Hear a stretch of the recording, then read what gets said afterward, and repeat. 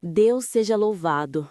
Meu nome é Lívia, tenho 29 anos e hoje eu vou contar algo que aconteceu um dia antes do meu casamento e que quase destruiu tudo que eu acreditava ser seguro. Peço que me escutem até o fim e que não me julguem apenas por uma primeira impressão, porque a palavra que eu trago é de honestidade e de livramento. Nasci em um lar de fé, criada na obra, participei da mocidade desde pequena e aprendi a pedir a palavra antes de tomar qualquer decisão importante. Cresci vendo minha mãe Marta costurar vestidos para a igreja e meu pai João recitar salmos à mesa, e foi nesse chão de oração que eu sonhei com um casamento piedoso. Hoje vou contar como Deus me mostrou a verdade, como um plano maquiavélico foi descoberto a tempo e como a igreja e a justiça se moveram para proteger uma vida. Fiquem comigo até o final, porque vou relatar a madrugada do sonho, as provas que encontrei, o confronto na casa da família e o veredito que veio depois. Agora, vou começar do começo para vocês entenderem tudo.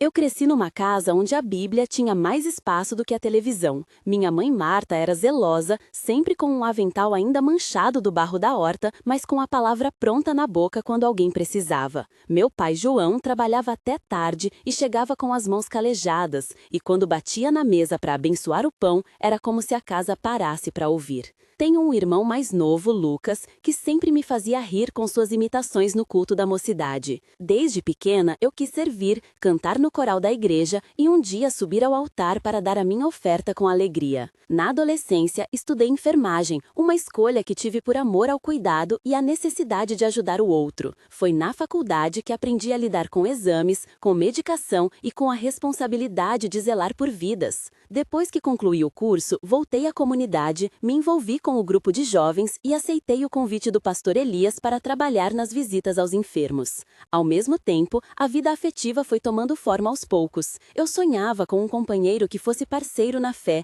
alguém que orasse comigo, que me acompanhasse ao culto e que, como eu, pedisse a bênção do Senhor antes de qualquer passo. Esses 3 parágrafos resumem quem eu era antes de tudo mudar. Foi na reunião da mocidade que eu conheci Rafael. Ele vinha sempre com um sorriso tranquilo, uma Bíblia gasta no banco e uma voz que se prendia nas harmonias dos hinos. Lembro da primeira conversa entre nós como se fosse um filme lento. Eu estava arrumando as cadeiras e ele chegou perguntando se podia ajudar. Ele falou baixo e com educação, e eu senti uma paz estranha quando ouvi o timbre daquela voz. Numa tarde de domingo, após o culto oficial, ele me chamou para tomar um café na sala comunitária. A conversa começou tímida e depois se alongou como se tivéssemos sempre nos conhecido. Nós falamos sobre família, sonhos e sobre o desejo de construir um lar que honrasse a Deus. Em pouco tempo, o namoro floresceu com consagrações, pedidos de oração e a permissão do meu pai. As conversas dele com meu pai foram cheias de reverência. Rafael pedia a palavra, mostrava que tinha temor e que queria caminhar na obra. Entre nós havia gestos simples que me confortavam. Ele segurava minha mão com firmeza, olhava nos meus olhos quando renovávamos votos na oração do casal e escrevia bilhetes com versos de salmos. Em casa, minha mãe Marta aprovou o noivado e meu irmão Lucas fazia piada de quem cantava mais alto para abençoar a união. Nomeio aqui também minha amiga Paula, que me acompanhou desde o início e que foi uma presença constante nos ensaios. E o perito Marcos, que mais tarde entraria no processo como perito técnico. Esses nomes fazem parte do tecido da história que vou contar. Vou detalhar o nosso namoro com diálogos para vocês sentirem a intimidade e a normalidade que havia antes das sombras surgirem. Certa tarde, eu e Rafael tivemos uma conversa longa no banco do corredor da igreja, logo depois do ensaio de louvor. Eu estava nervosa com os preparativos do casamento e ele parecia calmo. A conversa foi assim, com muitas trocas que hoje eu lembro palavra por palavra. Eu disse assim: "Eu estou assustada com tanta coisa para organizar." E ele respondeu: "Eu sei, meu amor, mas vamos fazer tudo com calma." Eu perguntei: "Você ainda quer casar comigo depois de tudo que passamos?" E ele respondeu: "Claro que sim, eu quero compartilhar a vida com você." Eu disse: "Às vezes sinto que algo me aperta o peito." E ele insistiu: "Me conta o que é para que eu possa orar com você." Eu disse: "Às vezes eu tenho dúvidas quando vejo minha sogra Sandra tão presente." E ele respondeu: "Minha mãe só quer ajudar, ela não faria nada contra você." Eu perguntei: Você tem certeza dela? E ele respondeu: Eu cresci com ela é mãe para mim. Eu disse: Eu quero confiar em você. E ele respondeu: Confie em mim, confie em Deus que Ele nos guia. Eu disse: Está bem, eu vou confiar. E ele concluiu: Vamos orar agora e pedir direção. Essas 8 trocas mostram como o amor parecia ser a base do nosso plano. Ao final daquele dia, houve oração no quarto da igreja, cheiro de vela queimada e o som distante de um coral ensaiando um hino que tocou nossos corações.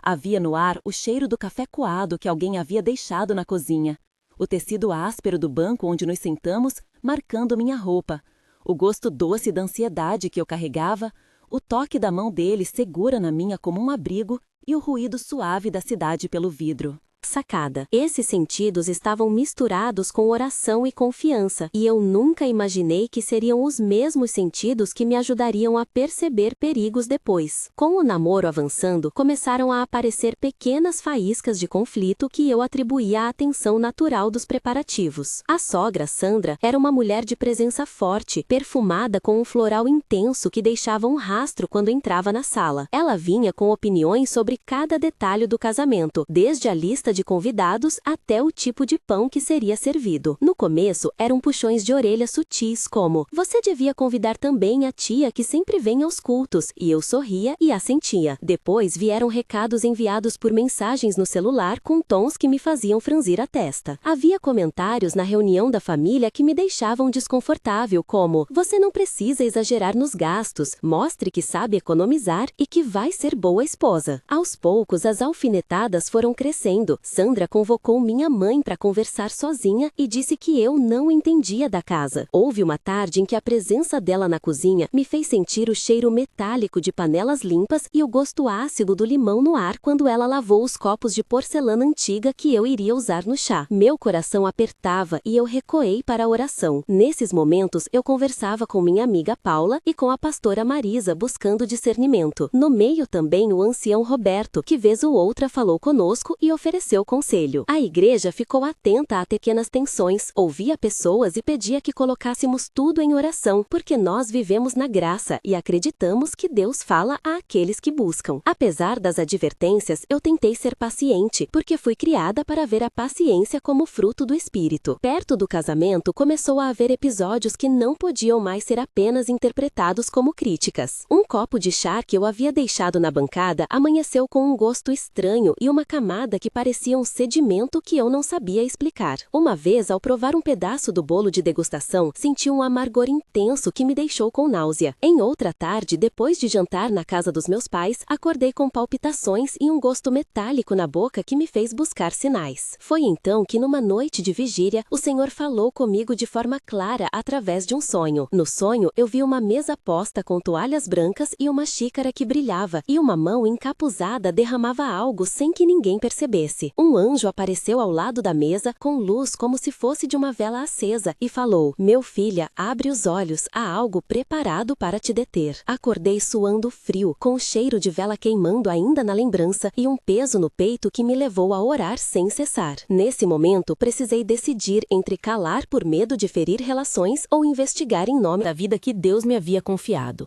Resolvi buscar provas para não fazer acusações sem fundamento. O primeiro passo foi procurar a ajuda de quem entende de perícia. Chamei meu amigo de infância Lucas para vigiar a casa e convidei perito Marcos para pegar amostras do que eu havia sentido. Enquanto isso, pedi a oração do pastor Elias e da pastora Marisa. Houve uma reunião discreta onde conversamos com cuidado.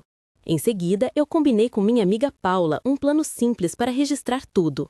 As cenas que se seguiram foram cheias de diálogos tensos. Eu disse: Paula, eu preciso que você venha amanhã cedo e finja que esqueceu algo em casa. E ela respondeu: claro, eu estarei lá. Eu disse: Lucas, você consegue ficar de olho e anotar qualquer movimento? E ele respondeu: posso sim, eu vou gravar com meu celular. Eu disse: Marcos, por favor, pega uma amostra do chá e não diga nada. E ele respondeu: pode deixar, eu vou encaminhar para o laboratório. Eu disse: pastor Elias, por favor, ore por nós e peça autoridade ao Senhor. E ele respondeu: já orei e vou pedir que a igreja interceda. Eu disse: Rafael, eu preciso que você fique em silêncio sobre isso por enquanto. E ele respondeu: vou te apoiar em tudo, minha amada. Eu disse: Sandra, você pode preparar o chá como sempre para começar a despedida de solteira. E ela respondeu: com prazer, vou cuidar de tudo. Eu disse: Ana, nossa vizinha, você acompanha se notar algo estranho. E ela respondeu: eu vou estar atenta. Eu disse: delegada Patrícia, por favor, vinha com discrição se houver necessidade. E ela respondeu: eu vou me preparar e esperar o sinal. Esses diálogos foram executados com cuidado para não levantar suspeitas antes da evidência. Naquelas horas, eu senti o cheiro do café que alguém deixou na mesa, escutei o tilintar de colherinhas, toquei o tecido da toalha que tremia quando alguém passou a mão e provei um bocado de ansiedade que me deixou o estômago apertado. O registro foi feito de forma meticulosa. O momento em que tudo veio à tona foi um dia antes do casamento, na casa da família de Rafael durante o ensaio e a confraternização. Havia muita gente, um cheiro forte de perfume floral no ar por causa de Sandra, o som de risadas abafadas e o brilho das luzes que realçava as manchas no guardanapo. Paula, fingindo esquecer a bolsa, deixou cair um bilhete na mesa onde Sandra estava servindo chá. Lucas, com o celular posicionando, gravou o movimento. Marcos monitorou uma amostra do chá e encontrou traços que exigiram análise toxicológica. Aquilo me deixou plumbaleando entre o choque e a necessidade de falar. Senti o gosto amargo de medo, o cheiro doce do chá manchado, o toque frio do silêncio que caía, a visão de rostos que acordavam para algo mais grave e o som seco de um copo que alguém deixou na pia. Naquele instante, eu precisei fazer um confronto público para proteger minha vida. Preparei-me, respirei e chamei a atenção de todos para pedir que ouvissem. O confronto foi um momento de grande tensão e eu vou reconstituí-lo com o diálogo, porque cada troca marcou um passo decisivo. Eu levantei a voz e disse: Sandra, eu preciso que você me explique o que há nesse chá. E ela respondeu: o que você está insinuando, minha filha? Eu só quis ajudar com um chá para acalmar os nervos antes do grande dia. Eu disse: não é só isso. Nós temos amostras e testemunhas que viram você mexendo na bebida. E ela respondeu: isso é uma calúnia. Eu nunca faria uma coisa dessas. Tenho família que me sustenta. Eu disse: Rafael, por que você não percebeu nada? E ele respondeu: eu achei que fosse só preocupação de mãe. Eu não vi nada suspeito. Eu disse: Paula, você viu quem deixou algo no copo? E ela respondeu: eu vi Sandra aproximar a xícara com a colher diferente. Eu disse: Lucas, você gravou o momento? E ele respondeu: sim, aqui está a gravação, eu não editei nada. Eu disse: perito, Marcos, quais são os indícios que temos? E ele respondeu: há traços incomuns que não são de chá normal, há resquícios que precisam de perícia. Eu disse: delegada Patrícia, o que podemos fazer agora? E ela respondeu: precisamos recolher provas e solicitar exame toxicológico imediatamente. Eu disse: pastor Elias, peço sua palavra, porque há fé e há justiça. E ele respondeu: vamos orar e também encaminhar para as autoridades para que a verdade venha à luz. Essas 10 trocas transformaram a confraternização em um roteio de investigação, onde a comunidade se dividiu entre incredulidade e apoio. A casa ressoou com passos, vozes e o som distante de um telefone que alguém tocou para chamar a perícia. A descrição do confronto não pode omitir os detalhes sensoriais. Vi a mão de Sandra tremendo com o aro de ouro reluzente que sempre usava. Senti o cheiro do perfume misturado com o odor metálico de algo que talvez tivesse sido derramado. Ouvi o murmúrio das pessoas como um vento que vinha e ia. Toquei a barra do meu vestido com dedos que tremiam e provei um salteado de lágrimas que tinha um gosto salgado e amargo de quem está ferida. A cena foi desacelerada porque cada segundo parecia decisivo. Enquanto esperávamos a chegada da perícia, recordei memórias da minha infância e senti o peso de cada oração que minha mãe Marta havia feito por mim. Foi um momento em que o silêncio foi tão grande que eu ouvi a própria respiração sendo registrada como prova. Em termos legais, a delegada Patrícia conduziu a situação com seriedade. A perícia recolheu amostras, onde o perito Marcos identificou substâncias que não deveriam estar em um chá comum. Em linguagem objetiva, foi solicitado exame toxicológico e a cadeia de custódia das amostras foi preservada. A comunidade aportou testemunhas, o ancião Roberto redigiu um documento com relatos e a pastor Maris ofereceu apoio espiritual contínuo. Sandra foi convidada a prestar esclarecimentos e, diante das evidências, foi instaurado um procedimento que levou à sua responsabilização. Em paralelo, houve uma parte emocional.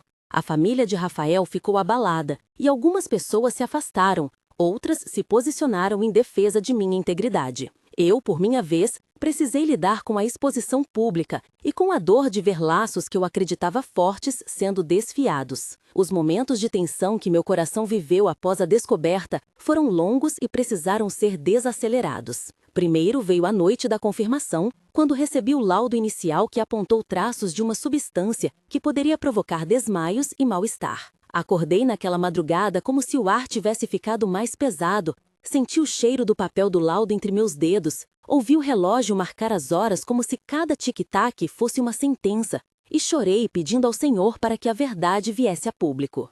Em outro momento de tensão, durante a primeira audiência informal na casa do pastor Elias, tive que relatar tudo olhando nos olhos de pessoas que eu considerava família. Senti o toque das mãos do pastor sobre minha cabeça, ouvi orações baixas e cada palavra que eu proferia era como um passo sobre vidro. Em mais um momento, quando enfrentei Sandra a sós, vi o rosto coberto por uma máscara de calmaria, que, no entanto, deixou transparecer um desespero frio. Nessas cenas, as memórias de infância vinham como flashbacks e eu precisava decidir com clareza como agir com fé e com justiça. A comunidade reagiu de maneiras distintas. Alguns irmãos fecharam fileiras ao meu redor, com reuniões de oração, ajudas práticas e palavras de conforto. A pastora Marisa organizou uma vigília. O pastor Elias deu orientações sobre como lidar com a exposição e o ancião Roberto me acompanhou em visitas ao cartório para registrar a denúncia. Outros se afastaram, assustados com a polêmica.